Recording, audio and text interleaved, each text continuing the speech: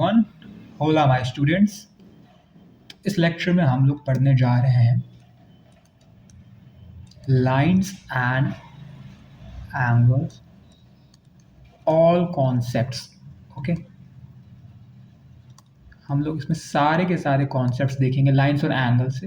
बहुत ही छोटा चैप्टर है, बट इसमें जितने भी कॉन्सेप्ट बताऊंगा काफ़ी ही बेसिक और इम्पॉर्टेंट हो जाते हैं, क्योंकि जो अदर क्वेश्चंस आने वाले हैं आगे, उनमें इनकी नीड होगी।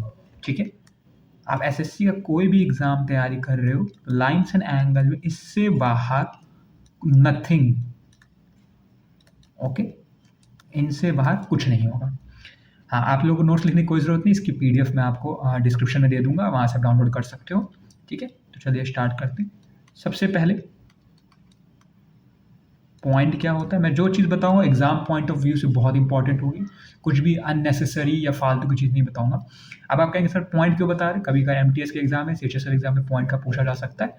ये होता है एक जीरो डायमेंशन फिगर। ओके, बस इतनी सी चीज़ लिखनी, ध्यान से देख लीजिए। या इसको बोल सकते हैं सर्कल जिसका रेडियस हो जीरो के इक्वल। ठीक है, नेक्स्ट पॉइंट देखते हैं। लाइन क्या होती है, जैसे ये जीरो डायमेंशन होता है तो लाइन होती है वन डायमेंशनल। ठीक है, और इसके कुछ सेट ऑफ पॉइंट्स डिफाइन होते हैं।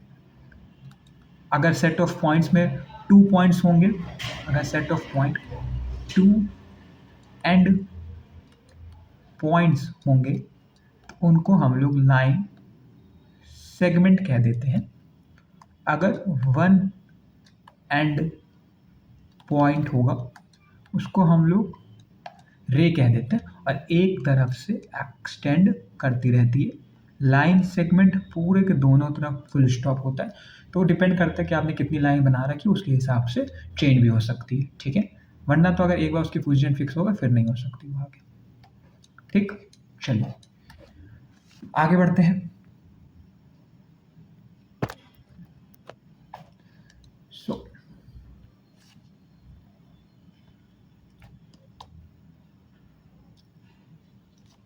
अब तीसरी चीज जो इसमें होती है वो होती है लाइन, नो एंड पॉइंट। बहुत ही बेसिक से बता रहा हूँ, सारे कॉन्सेप्ट मुश्किल से मुश्किल आपके 20 to 30 मिनट्स में खत्म हो जाएंगे, तो टेंशन नहीं लेनी। ये हो गया। अब जो नई चीज़ आती है वो आती है एंगल। ठीक, अब एंगल सिंपल मीन्स होता है कि अगर आप एक पॉइंट से दो रेज को एक्सटर्नली निकाल रहे हैं, ठीक है, तो इनके बीच में ये जो बनता है और ये जो बनता है, इन्हीं को हम बोलते हैं एंगल्स। Okay, simple. तब इसी को मान लीजिए, इसको हम लोग किसी चीज़ से डिनोट कर सकते हैं। ज़्यादातर एसएससी एग्जाम में थीटा से, अल्फा से, बीटा से, एक्स से, इन सब से डिनोशन आपको मिल जाएगा। ठीक, चलिए आगे बढ़ते हैं। अब जो एंगल में सबसे पहली चीज़ आती है वो होती है कॉम्प्लीमेंट्री एंगल। अब सर कॉम्प्लीमेंट्री एंगल की बहुत ईजी, मैंने बोला कोई एंगल का सम मैंने एंगल का नाम दे दिया ए, एक एंगल का नाम दे दिया बी। अगर इन दोनों का सम 90 डिग्री के इक्वल हो जाएगा तो मैं इसको कॉम्प्लीमेंट्री एंगल कह सकता हूँ, और लिख सकता हूँ a is equals to 90 minus b. ठीक है, इजी। चलिए आगे मूव करते हैं। कॉम्प्लीमेंट्री के बाद देखिए, सिर्फ रिवीजन का पॉइंट ऑफ व्यू से मैं सारे कंसेप्ट बताऊंगा, बट बहुत ज़्यादा डेप्थ में बिल्कुल नहीं जाऊंगा। अगर आप सिर्फ ये भी पढ़ लेंगे, सारे के सारे क्वेश्चंस आपको इससे बाहर कोई क्वेश्चन मिलेगा वही होगा। अब मान लीजिए ए और बी एंगल है, इनका सम अगर 180 डिग्री दे दिया जाएगा तो हम लोग इसको बोल देंगे सप्लीमेंट्री एंगल्स। ठीक, ये हो जाएगा सप्लीमेंट्री, ये हो जाएगा कॉम्प्लीमेंट्री। ए की वैल्यू निकालनी है तो आएगा 180 माइनस बी। इसका यूज होता है कुछ क्वेश्चन में, इसका यूज भी कुछ क्वेश्चन में आ सकता है। ठीक है, इजी लेवल पर जब भी बनता है तो यही होता है। सिंपल सा, अब सिंपल से इसकी चीज़ बता दूँ कैसे यूज़ होगा। मैंने कह दिया, मैंने कहा क्वेश्चन दे दिया मैंने, two angles are complementary, two angles complementary. इसमें से जो वन एंगल है उसकी वैल्यू दे दी है 50 डिग्री। सेकेंड एंगल निकालना है, कैसे निकालें? अब दो का सम 90 डिग्री, कॉम्प्लीमेंट्री सम का 90 डिग्री होता है। तो अगर मैं 90 में से 50 डिग्री माइनस कर दूं, कितना आ जाएगा? 40 डिग्री। बस ऐसे सप्लीमेंट्री का भी होगा। ठीक है, इजी भाई। चलिए आगे मूव करते हैं। आगे जो हेडिंग है वो डाल लीजिए, जो बहुत आपका बेस सेट करता है वो होता है पैरेलल लाइंस। ठीक है, पैरेलल लाइन से रिलेटेड ही अलग अलग कॉन्सेप्ट आएंगे, वो आपको जानना है। सो पैरेलल लाइन सिंपल दो लाइन जो एक दूसरे से कभी भी टच नहीं करती। ठीक है, आगे इनफाइनाइट डिस्टेंस तक बढ़ती चली जाएंगी, इन्हीं को हम बोलते हैं पैरेलल लाइन।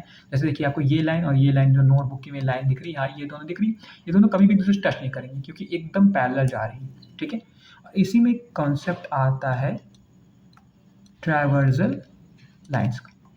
ट्रावर्सल लाइन क्या होती है? अगर मैंने दो पैरेलल लाइन बना दी और इनके बीच में कोई भी एक ट्रावर्सल, इसका नाम दे दिया मैंने ए लाइन, तो इसको हम बोलेंगे ट्रावर्सल। ठीक है, और इसी के बहुत ज़्यादा इंपॉर्टेंट फंक्शंस होते हैं, जो हम इंपॉर्टेंट फंक्शंस अभी पढ़ने वाले। ठीक ठीक है भाई। अब इसमें अलग अलग चीज़ें आती हैं ट्रावर्सल के हिसाब से। एक मैं अच्छा सा डायग्राम बना देता हूँ, आपको पूरे ध्यान से समझाऊंगा, ध्यान समझिएगा। मैंने मान लीजिए एक पैरेलल लाइन, एक मिनट सफाई से बनाता हूँ। मैंने एक पैरेलल लाइन ये बनाई, एक पैरेलल लाइन ये बनाई, और इन दोनों को ट्रावर्सल कट कर रही है। ठीक, तो इस पे अलग अलग एंगल फॉर्म हो जाएंगे, बहुत सारे अलग अलग एंगल्स बनेंगे। ये सब इसके कोई ना कोई एंगल बन रहे हैं। ठीक है, ओके। सो ये चार एंगल्स बने हैं, इन चारों के नेम जैसे मैं दे दिया 1 2 3 4 5 6 7 8।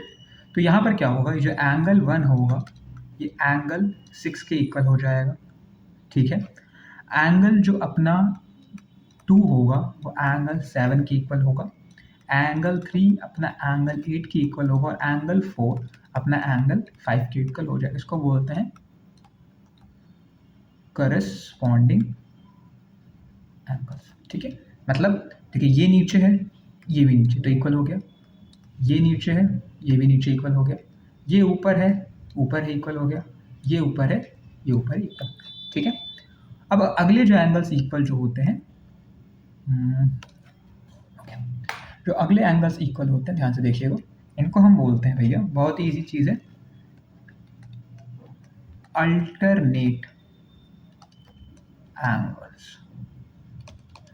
इसका पेन चेंज कर लूँ, काफ़ी डार्क दिख रहा है, येलो शायद अच्छा चले। ओके, अब अल्टरनेट एंगल्स में क्या है, हम लिख सकते हैं कि जो एंगल 1 है वो एंगल 5 के इक्वल हो जाएगा। ठीक है, एंगल 4 जो है वो एंगल 6 के इक्वल हो जाएगा, एंगल 3 जो है वो एंगल 7 के इक्वल हो जाएगा, और एंगल जो 2 है वो एंगल, ओहो शायद हाँ कुछ गड़बड़ कर दी, एक मिनट, सॉरी। हाँ, जो एंगल 3 है, ठीक है, वो हो जाएगा एंगल 6 के इक्वल।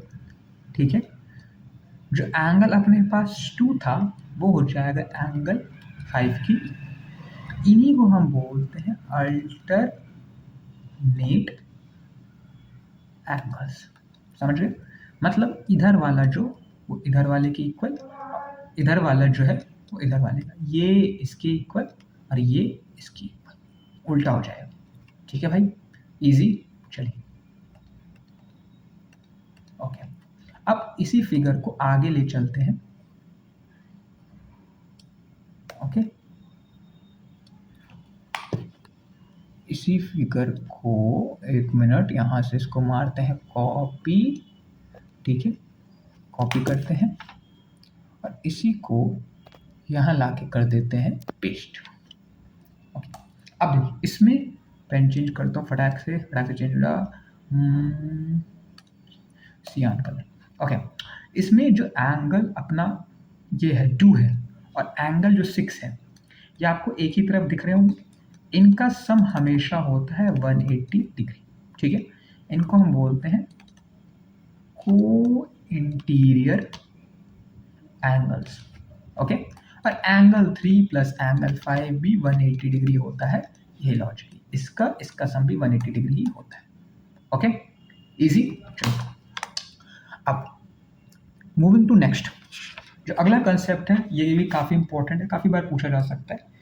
मान लीजिए एक सीधी सी लाइन ड्रॉ करता हूँ, दो पैरेलल लाइन ड्रॉ है, ये एक ड्रॉ हुआ, ये दूसरा। ऐसा क्वेश्चन पूछे जाए, काफ़ी बार पूछे गए, तो प्लीज़ फोकस करिएगा, ठीक है।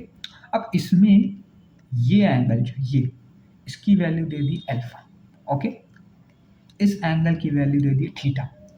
तो ये जो अंदर का एंगल होगा, जो कॉमन एंगल होगा, इसकी वैल्यू हो जाएगी थीटा प्लस अल्फा। इन दोनों एंगल का सम ही ये आ जाएगा। ठीक, कैसे आएगा वो बात की बात, क्योंकि यहाँ पे एक पैरेलल लाइन ड्रॉ कर दी जाती है, तो इसका अल्टरनेट एंगल से इक्वल हो जाएगा, ये अल्टरनेट एंगल से, तो इसका पूरा का पूरा सम ये होता है। और ये काफ़ी बार पूछा गया है, काफ़ी ज़्यादा इंपॉर्टेंट है, स्टार बना लेता हूँ। क्लियर, ठीक है। अब जो अगले जितने भी कंसेप्ट बताने जाऊँगा सब के सब बहुत इंपॉर्टेंट है, ध्यान एकदम अच्छे से दीजिएगा, वरना बैंड बच जाएगी आपकी। चलिए, अब एक और कंसेप्ट डायग्राम बनाओ, ध्यान से एकदम देखिएगा। लाइन ड्रॉ कर रहा हूँ, स्ट्रेट लाइन ड्रॉ कर देता हूँ।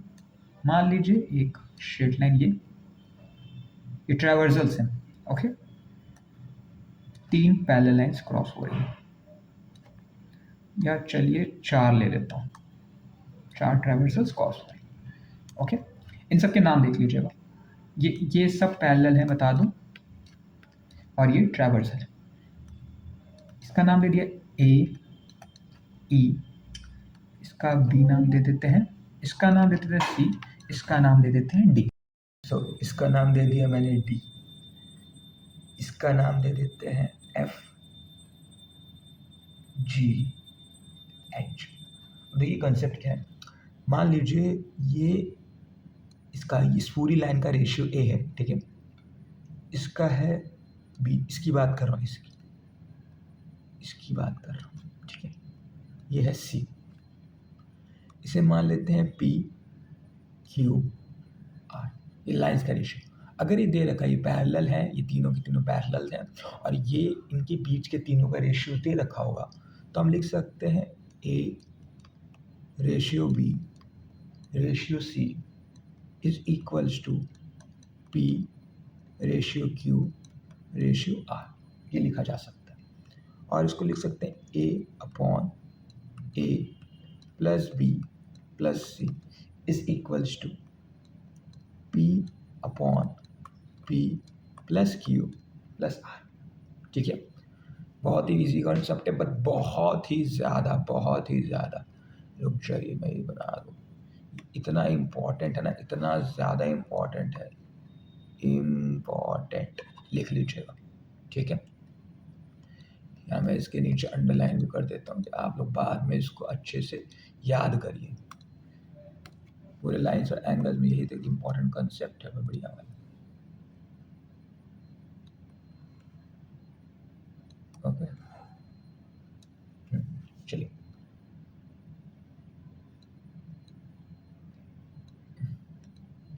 आगे बढ़ते हैं। एक फाइनल कंसेप्ट बस और है, वो पढ़ लीजिए, लाइंस एंड एंगल्स यहीं पे ख़त्म। सिर्फ मैं लाइंस एंड एंगल्स की बात कर रहा हूँ, ज्योमेट्री नहीं ख़त्म है, रिपीट अगेन। ओके, चलिए अब दूसरा फिगर बनाते हैं। मैंने बनाया थोड़ा सा, क्या ये दोनों पैरेलल है? नहीं भाई, ये दोनों पैरेलल बिल्कुल नहीं है, क्योंकि हम देख सकते हैं आगे जाके मीट कर रही है। ये दोनों ट्राइवर्सल मान सकते, एक ये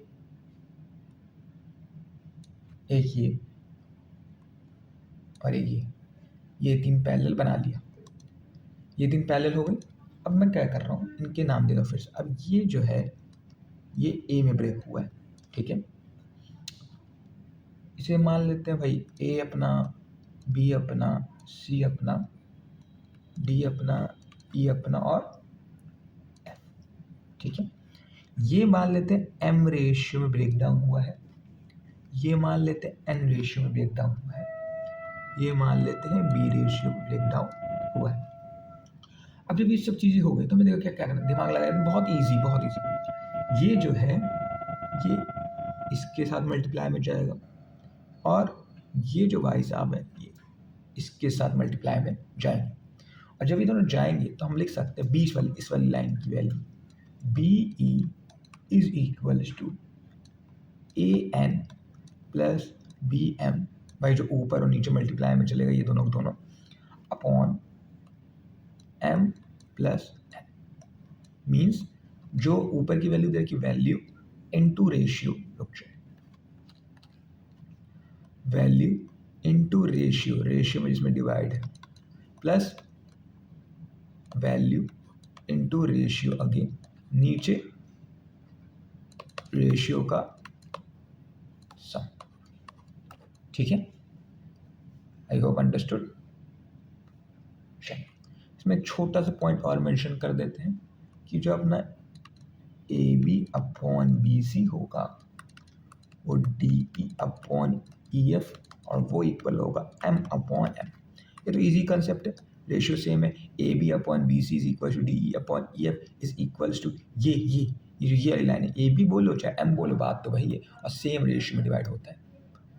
ओके, तो ये भी भैया बहुत इंपॉर्टेंट है, सारी की सारी बहुत इंपॉर्टेंट है। बस सारे नोट्स में हम लोग को फिर दिखा देता हूँ जो जो बनाए हैं मैंने। ओके, और ये पूरी आपको पीडीएफ में मिल जाएगा, तो टेंशन नहीं ले लेना, सिर्फ आपको रिवाइज करना लाइन्स एंड एंगल्स देख लीजिए। तो लाइन्स एंड एंगल्स बस इतना ही है, ये 13-14 मिनट्स की वीडियो बन गई है। इसमें मैंने आपको सारे कंसेप्ट जो भी लाइन्स एंड एंगल से पूछे जाते थे सकते हैं वो सब बता दिए। ओके, आई होप समझ आ गया होगा। अब बढ़िया से समझ आ गया तो प्लीज़ सब्सक्राइब करिएगा चैनल को, और भी सारे के सारे कंसेप्ट वीडियो का टॉपिक आपको मिलने वाले हर एक। ठीक है, ऑल यहाँ मैं लिख दे रहा हूँ फिर से, और कॉन्सेप्ट वीडियोस, सारे कॉन्सेप्ट्स होंगे उसमें पर चैप्टर, और वही सिर्फ होगा कि जो आपके एग्ज़ाम में सफिशिएंट होगा।